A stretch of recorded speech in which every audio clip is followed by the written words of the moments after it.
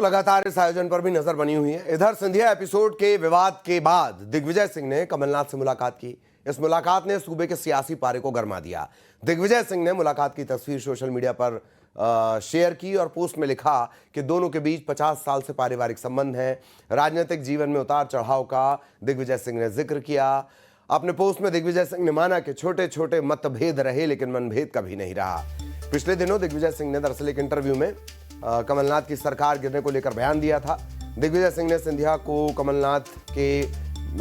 कमलनाथ के मतभेदों को सरकार गिरने के लिए जिम्मेदार ठहराया। कमलनाथ ने दिग्विजय सिंह के बयान पर रिएक्शन देते हुए कहा कि सिंधिया को यह लगता था कि दिग्विजय सिंह सरकार चला रहे हैं, इस वजह से उन्होंने सरकार गिरा दी। दिग्विजय का बयान और उसके बाद कमलनाथ का पोस्ट तब सुर्खियां बना। अब इस मुलाकात पर सियासत हो रही है।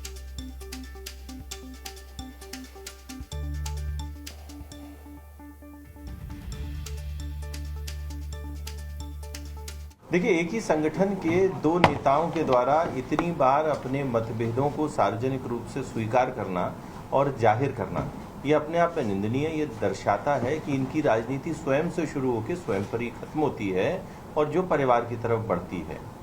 बाकी ये मनभेद क्या अब जीतू पटवारी जी और उमंग सिंगार की जो जोड़ी है, जिसे वर्तमान में मध्य प्रदेश की कमान है, क्या ये उससे स्पष्ट करने का इरादा है?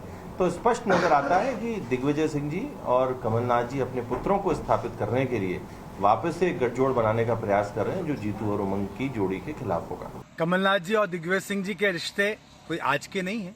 50 वर्ष से वो साथ में राजनीति कर रहे हैं, एक दूसरे का उनका सहयोग रहा है। और दिग्विजय सिंह जी ने जो कहा है कि मतभेद हो सकते हैं, कभी मनभेद नहीं रहे। तो राजनीति में मतभेद होना स्वाभाविक सी बात है। सभी व्यक्ति एक मत पे आ जाएंगे तो फिर वो प्रजातंत्र या डेमोक्रेसी तो रहेगी नहीं, वो तो डिक्टेटरशिप हो जाएगी। तो अपने अपने विचार रखना ही सबसे बड़ी बात होती है। कांग्रेस की खूबसूरती है, अलग अलग विचार रखने वाले व्यक्ति एक ही पार्टी में रहकर अपनी अपनी बातें रखते हैं।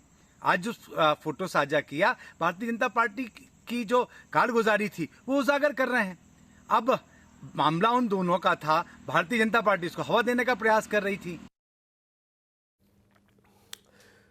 तो ये दोनों ही पार्टियों के आपने बयान सुने कि किस तरीके से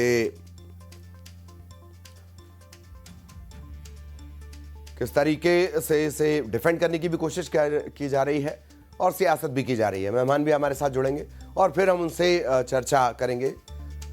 इधर ये जो मुलाकात है सिंधिया एपिसोड के बाद पहली बड़ी मुलाकात के तौर पे देखा जा रहा है। सारे संबंध गिनाए गए हैं। 50 सालों से पारिवारिक संबंध होने की बात कही गई है। कांग्रेस में सब साथ साथ, लेकिन हमेशा इसके आगे विस्मयादि बोधक एक्सक्लेमेशन मार्क लगा होता है। बीजेपी कलह को लेकर हमलावर है, लेकिन कलह के किस्से क्या बीजेपी में कम है, यह भी एक बड़ा सवाल।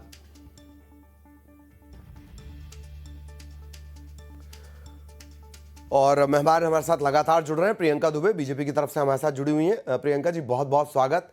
और इस मुलाकात को लेकर बीजेपी कह रही है कि ये सिर्फ एक शगुफा है, सुर्खियों में बने रहने का, हेडलाइन सीकिंग का। प्रियंका जी।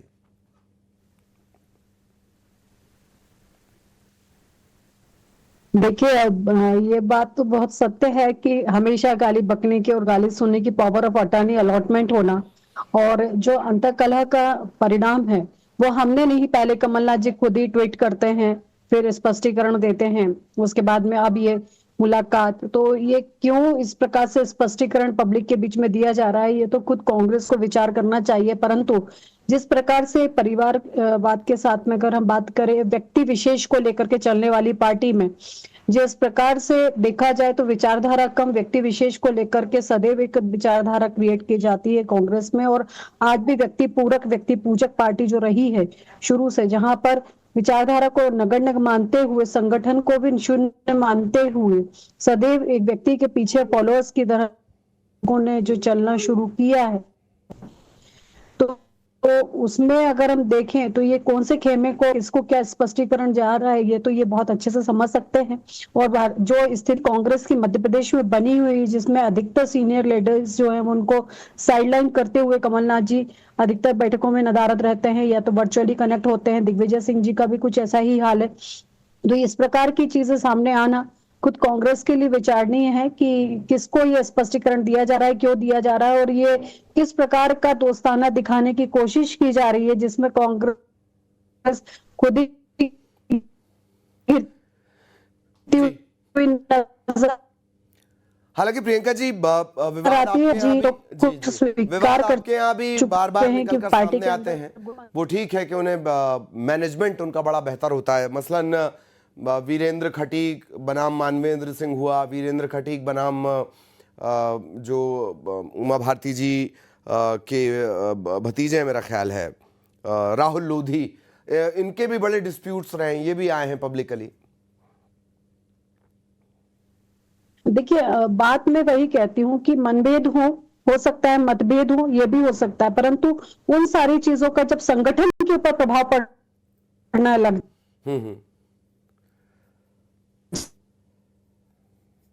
जाए तो फिर पर इस कदर तक रहता है, लेकिन अनुशासनहीनता कदापि स्वीकार नहीं की जाती। परंतु ये चीज कांग्रेस में आप देखेंगे कभी भी आपको नहीं मिलेगी। यहाँ तक कि जब व्यक्ति दूसरी पार्टी ज्वाइन करता है, हो सकता है कई तो भाजपा में भी आते हैं, जो दूसरे संगठनों में भी चले जाते हैं, परंतु आप देखिए जिस तरीके से इनका व्यक्तिपरक संगठन है, जैसे ही व्यक्ति संगठन छोड़कर जाता है, उनके कार्यकर्ता उनके साथ चले जाते हैं, वो धड़ वहीं की वहीं समाप्त हो जाता है।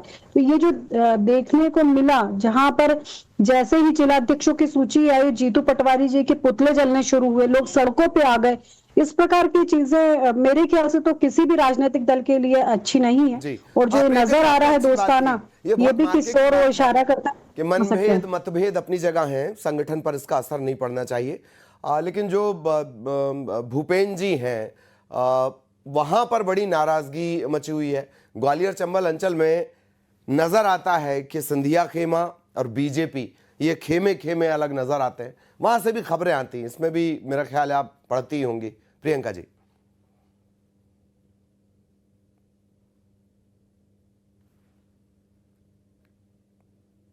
आप लोग विषय उठाते हैं उस हिसाब से खबरें बन पाती हैं। तो खबरें बने, बातचीत हो, लोकप्रियता, सस्ती लोकप्रियता के लिए सब कुछ हो, कोई दिक्कत नहीं है। परंतु आप ये देखिए कि एक 1.5 साल की चलती हुई सरकार गिर जाए खेमे के चलते, और उसके बाद में आज 2025 में एक ट्वीट आए, वो भी कमलनाथ जी की तरफ से, कि सिंधिया जी को ऐसा लगता था कि दिग्विजय सिंह जी सरकार चला रहे हैं जी। तो इस प्रकार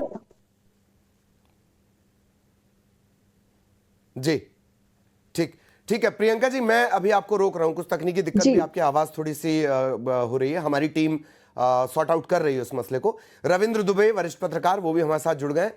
दुबे सर का भी बहुत बहुत स्वागत। दुबे सर, पहले तो मतभेद बताए जा रहे हैं कि मैंने नहीं, इसने खींचा था, टीचर जी इसने मेरी पेंसिल चुरा ली थी। फिर ये बताया जा रहा है कि नहीं, पेंसिल सबकी अपनी अपनी है भाई, और बस मतभेद हैं, मनभेद नहीं है। यही स्थिति है कांग्रेस की। रविंद्र जी, आदरणीय अटल, अब मेरा सवाल तो एक बार फिर से दोहरा देंगे आप? सवाल एक बार दोहरा रविंद्र सर, जिस तरह से बयान आ रहे हैं, पहले बताया गया कि सिंधिया ने जो सरकार गिराई वो किसकी वजह से गिराई, वो भी सोशल मीडिया पर बताया गया। अब गले लगते हुए फोटो दिखाई जा रही है कि हम सब साथ साथ हैं। ये स्थिति कांग्रेस की, इसे लेकर आपका कमेंट जी। देखिए, कांग्रेस में ये मतभेद और मनभेद की बात जो है वो लगातार चलती आती है। वहाँ गुटबाजी वो स्वीकार भी करते हैं कि हमारे यहाँ गुटबाजी है और हम गुटबाजी करते हैं, हमारे यहाँ गुटबाजी, लेकिन इससे पार्टी का जो नुकसान हुआ वो सबके सामने है, चाहे वो कमलनाथ का गुट हो, चाहे सिंधिया का गुट हो, चाहे दिग्विजय का गुट है। आज भी देखिए ग्राउंड लेवल पर जो लोग हैं वो ग्राउंड खेमे में बटे हुए हैं, और इस बात को सामने दिखता है कि मनभेद निचले स्तर तक भी आता है। तो संगठन में जो नियुक्तियां होती हैं वो भी कहा जाता है कमलनाथ खेमे का है, दिग्विजय खेमे का है, सिंधिया खेमे का। अब सिंधिया खेमे का नहीं है तो अजय सिंह राहुल के गुट का है या अरुण यादव गुट का है। इस तरीके से नियुक्तियां हो रही हैं। देखिए, कांग्रेस की नियुक्तियों के लिए कांग्रेस के नेताओं की जरूरत है, और इसलिए बार बार ये कहा जा रहा है कि कांग्रेस का जो जनाधार जमीनी लेवल से खत्म होता जा रहा है, उसकी वजह यही है कि लोग गुटबाजी में अपने नेताओं के यहाँ जाकर उनका जन्मदिन मनाते हैं या उनके कार्यक्रमों में शामिल होते हैं, कांग्रेस के कार्यक्रमों से दूरी बना लेते हैं, और इस वजह से कांग्रेस का जो जनाधार है लगातार घटता जा रहा है, और बूथ लेवल पे जो कार्यकर्ताओं की कमी महसूस की। देखिए, अभी जो अध्यक्षों का सम्मेलन हुआ था वहां पर भी राहुल गांधी से यही शिकायत की गई थी कि साहब हम लोग संगठन का काम कोई और करता है, टिकट वितरण का काम कोई और करता है, और टिकट वितरण में जो लोग हैं यानी जिनका कहना है कि अजय सिंह सॉरी कमलनाथ हैं, दिग्विजय सिंह है, अजय सिंह राहुल हैं, अरुण यादव हैं, तो इस तरीके से यदि इनके समर्थकों को टिकट मिलती है तो संगठन के लिए उतना प्रॉपर काम नहीं करते और आखिरी के चुनाव के 2-3 महीने में सक्रिय होकर टिकट ले आते हैं, फिर संगठन के तमाम लोग घर में बैठ जाते हैं। तो इस बात का खामियाजा कांग्रेस को भुगतना पड़ रहा। और राहुल गांधी ने इस बार दोनों जो अध्यक्ष गए हैं, चाहे शहर का लेकर गया या ग्रामीण का जो दिल्ली बुलाए गए थे, उनको ये भरोसा दिलाया है कि उस पर उनकी राय ली जाएगी और आप बैठकें करिए, उसका रिकॉर्ड मेंटेन करिए, कौन नेता आ रहा, कौन नहीं आ रहा, जो लगातार बैठकों में आ रहा उनके बारे में बात की जाएगी, उनके से पूछा जाएगा। आपकी तो उस हिसाब से तो कमलनाथ की मार्किंग नेगेटिव चली जाएगी अगर बैठकों के हिसाब हो गए तो।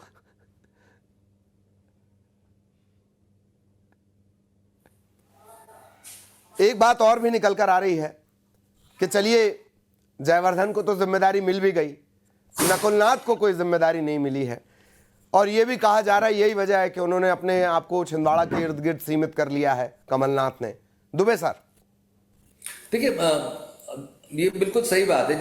जिस तरीके से परिवारवाद की बात होती है तो देखिए जयवर्धन सिंह है, नकुलनाथ है और चाहे अजय सिंह राहुल हो, वो भी अर्जुन सिंह के बेटे हैं। हाँ। तो जिस तरीके से नेताओं को ऊपर लाया गया है या नेताओं के बेटे ऊपर आ रहे हैं, उससे कहा जा रहा था कि सब पार्टी में उनका वर्चस्व बढ़ता जा रहा है और उनको स्थापित हो रहे हैं। तो इसलिए जो नए नेतृत्व है या नया नेतृत्व है, नई सोच है, नया जनाधार का आदमी है, वो पीछे हट रहे हैं। जैसे सुभाष यादव के बेटे अरुण यादव वो भी ऊपर है, सिंधिया भी, माथाराव सिंधिया के बेटे ज्योतिरादित्य सिंधिया थे जब कांग्रेस में थे, तो वो भी उसी बात को लेकर। तो अब जो परिवारवाद की बात हो रही, नया संगठन बनाने की बात आ रही, नई कांग्रेस बनाने की बात आ रही, तो उसमें जीतू पटवारी को आगे किया जा रहा है या तमाम उन यूथ लोगों को जोड़ा जा रहा है, नए लोगों को जोड़ा जा रहा है और उनसे बोला जा रहा है कि संगठन के तरीके से काम करिए। अभी जो नए लोग आए हैं, दिल्ली से लौट के आए, वो बता रहे हैं कि अब जो बैठकें हो रही हैं उसमें बाकायदा उनका रिकॉर्ड मेंटेन हो रहा है, बाकायदा उनके नाम लिखे जा रहे हैं, कौन कौन नेता है, सारे वरिष्ठ लोगों को चिट्ठियां लिखी जा रही हैं। मैं सर आपको रोकना चाह रहा हूं। जितेंद्र मिश्रा, थोड़ी देरी हो गई उन्हें जुड़ने में, कांग्रेस की तरफ से हमारे साथ जुड़े हुए हैं। जितेंद्र मिश्रा साहब, सवाल फिर से उठ रहे हैं कि कांग्रेस में यही तमाम तरह की बातें, पहले तो सोशल मीडिया पर बताना कि सरकार क्यों गिरी, उसके बाद सोशल मीडिया पर यह बताना कि हमारा रिश्ता तो 50 सालों का है। जी नमस्कार जी, मैं पहले से जुड़ा हूं आपसे, आपके न्यूज़ चैनल के उस पर बैठा हूं स्टूडियो में, पता नहीं क्यों मैं नहीं जुड़ पाया था। चलिए मैं आपसे अब जवाब ले लेता हूं। ठीक, देखिए मेरा ये कहना है कि कमलनाथ जी और दिग्विजय सिंह को लेकर के जितनी भी बातें हुई, चाहे भारतीय जनता पार्टी के प्रवक्ता हो या कोई और हो, बड़े रसास्वादन से उन्होंने जवाब दिए। लेकिन जब आपने कहा कि आपके यहाँ भी इसी तरह का मामला है तो कोई जवाब नहीं सूझ रहा था, मनभेद और मतभेद की बातें होने लगी। आज दिग्विजय सिंह जी ने स्पष्ट किया है कि कमलनाथ जी के और मेरे पुराने संबंध हैं, बरसों पुराने, दशकों पुराने संबंध हैं। इसमें कहीं कोई ऐसी बात नहीं जो मीडिया में लेकर के की जा रही है या भारतीय जनता पार्टी द्वारा की जा रही है। मतभेद होना स्वाभाविक है, किसी भी लोकतांत्रिक पार्टी में मतभेद अगर नहीं होंगे तो वो आगे कैसे चलेगी और विचार विमर्श कैसे होगा। ये भारतीय जनता पार्टी तो है नहीं कि एक अनुशासन का डंडा चला के और लोगों की अभिव्यक्ति की भावना को जो है रोक दिया जाए। ये कांग्रेस है, यहाँ पर हम भारतीय जनता पार्टी के खिलाफ भी लड़ते हैं और अगर कांग्रेस की नीति से कोई असहमत होता है तो हम अपने नेताओं से भी लड़ जाते हैं। ये कांग्रेस का बुनियादी चरित्र है, बहुत इसे गुटबाजी का भले ही नाम दिया जाए। लेकिन जब आपने पहला ट्वीट या सोशल मीडिया पर पहला रिएक्शन देखा होगा सरकार गिराने वाला, फिर जब आपने अभी देखा होगा, तो जितेंद्र मिश्रा जमीन से जुड़ा कार्यकर्ता, वो कंफ्यूज नहीं हो जाएगा? नहीं, देखिए कंफ्यूजन तो उस समय भी नहीं था, कंफ्यूजन आज भी नहीं है। दिग्विजय सिंह जी ने स्पष्ट कह दिया था कि एक सूची सिंधिया जी ने दी थी, उस पर काम नहीं हुआ, इसलिए सिंधिया नाराज होकर चले गए। अब समझिए आपकी जड़ क्या है। जड़ यह है कि वो सूची में कौन कौन से ऐसे काम थे जो सरकार कर पाने में सक्षम नहीं थी। मुख्यमंत्री ने मना कर दिया था कि इन कामों को नहीं करेंगे और अगर इन कामों को करेंगे तो लोकतांत्रिक सरकार के माथे पर कलंक लग जाएगा। किसी राजतंत्र में हुआ करता था ये, लोकतांत्रिक सरकार ये सब नहीं करेगी जो ज्योतिरादित्य सिंधिया ने लिस्ट बनाई थी। ये बहुत बड़ा कारण था। दूसरी चीज, कमलनाथ जी ने भी स्पष्ट कर दिया था कि सिंधिया को लगता था कि दिग्विजय सरकार चला रहे, जबकि आपको मालूम है लोकतंत्र में सरकार मुख्यमंत्री चलाते हैं, कैबिनेट चलाती है, सामूहिक दायित्व के साथ चलाती है। हाँ, थोड़ा वक्त की कमी है। Priyanka ji last reaction 30 second please. Priyanka ji. हास्यास्पद है कि आपस में वाद विवाद इतना अधिक होने के बावजूद भी, सरकार गिर जाने के बावजूद भी, जो लिस्ट जितेंद्र जी भाई साहब को पता है, वो लिस्ट आज तक पब्लिक के बीच में नहीं आई। किसके माध्यम से राजतंत्र आने वाला था, प्रजातंत्र खत्म होने वाला था। कम से कम आपको चुनाव में लाना चाहिए थी वो लिस्ट, परंतु आपने तब भी नहीं लाए। और आज आप लोग कवरिंग करने के लिए राजतंत्र और प्रजातंत्र की बातें कर रहे हो। और इतने सालों तक माधवा सिंधिया जी रहे, ज्योतिरादित्य सिंधिया जी रहे, तब तक भी वो राजतंत्र लागू रहता है। आपको तो वो बड़ी लिस्ट- हास्यास्पद आपको चीज है तो वो भाई लिस्ट साहब। आप जरूर तो कम पता से कम होगी। हवा में बात मत आपको कीजिए, तो वो तथ्यों लिस्ट पे जरूर बात पता कीजिए। होगी। इसी हैप्पी नोट के साथ मैं कोई अब बात आपके नहीं। पास भी आएगी वो। प्लीज प्लीज प्लीज, मेरे पास वक्त कम है। राजतंत्र, अरे हमारे साथ तो वो अभी भी हैं, बाद में भी रहेंगे, जी, परंतु वो लिस्ट तो किसी भी बताइए। सूची पर विचार नहीं किया चलिए, गया, मैं चाहे आप माधवराव लोगों को जी रोक हो रहा चाहे हूं। ज्योतिरादित्य। बिल्कुल, प्लीज प्लीज, वक्त कम है मेरे पास। बहुत बहुत धन्यवाद आप सभी का हमारे साथ जुड़ने के लिए। और